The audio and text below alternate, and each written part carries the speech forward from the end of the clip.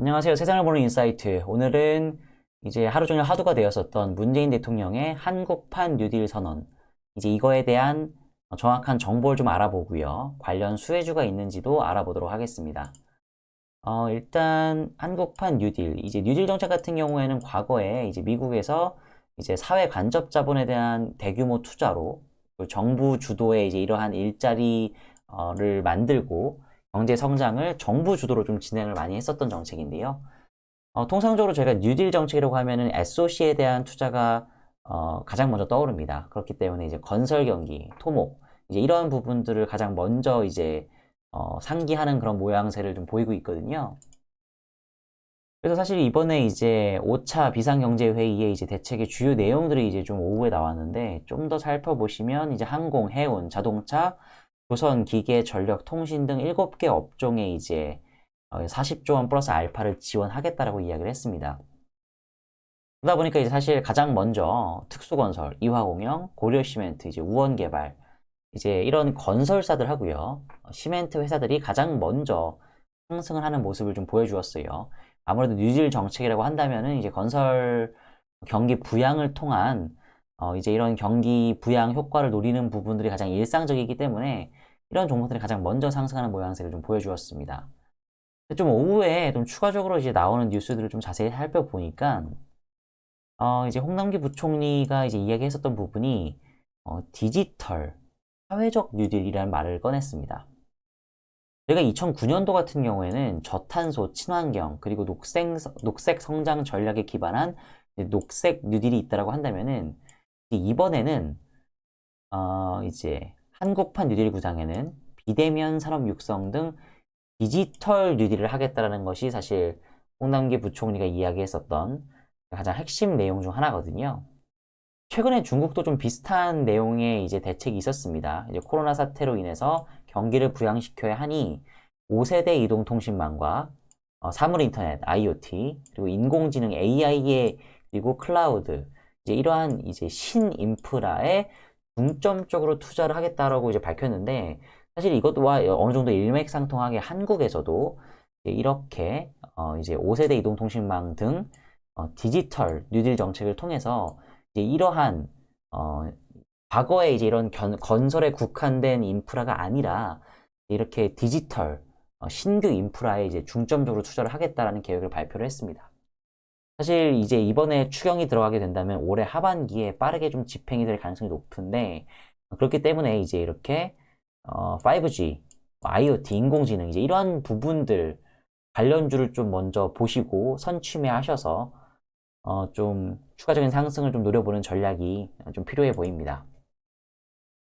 제가 디지털 뉴딜 관련 종목들을 좀 몇 개 좀 뽑아왔거든요. 일단 제가 그저께 이제 남겨드렸었던 영상에서 이제 민주당 정책 공약주로 이제 머큐리, 아이즈비전, 전파기지국, 기산텔레콤을 꼽아드렸는데 이제 이러한 종목들 같은 경우에는 민주당 총선 공약 1호인 와이파이 관련주라고 보시면 될 것 같아요. 와이파이를 공공 부분에 이제 무료로 설치를 해서 이제 뭐 지하철이나 버스나 이제 이러한 공공기관들에서는 여러분들이 무료로 와이파이를 편하게 이용하실 수 있게끔 하겠다라고 하는 게 민주당의 총선 공약 1호였습니다.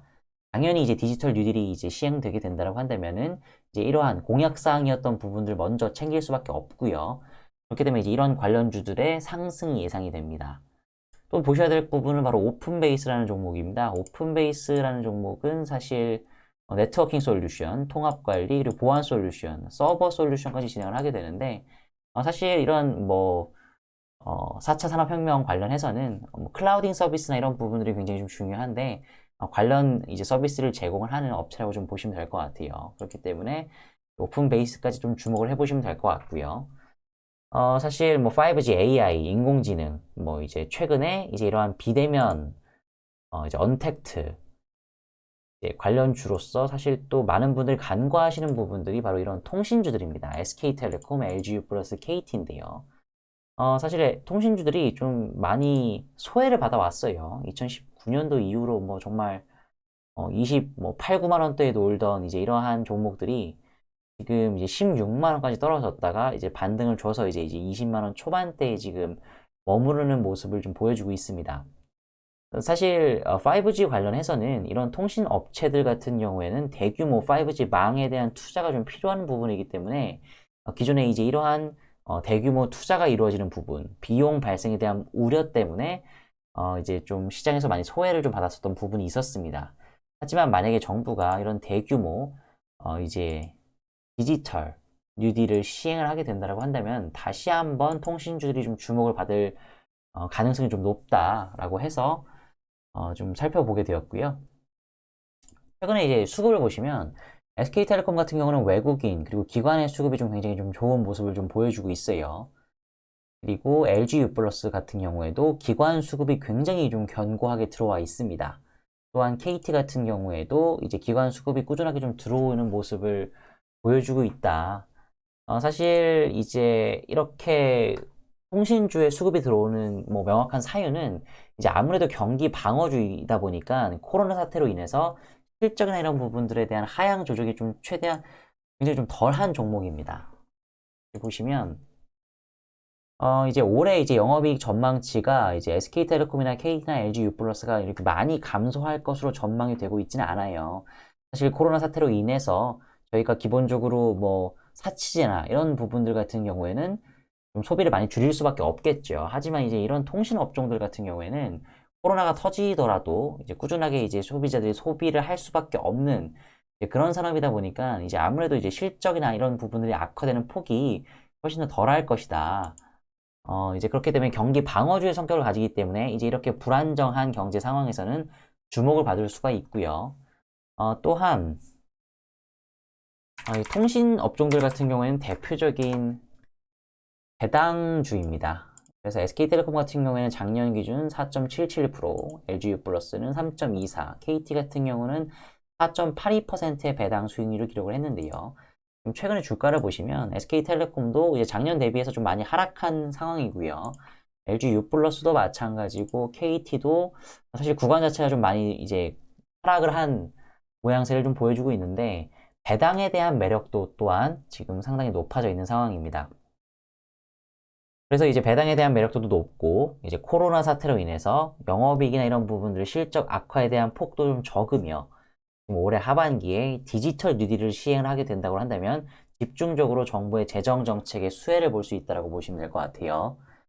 KMW 같은 경우는 대표적인 5G 대장주죠.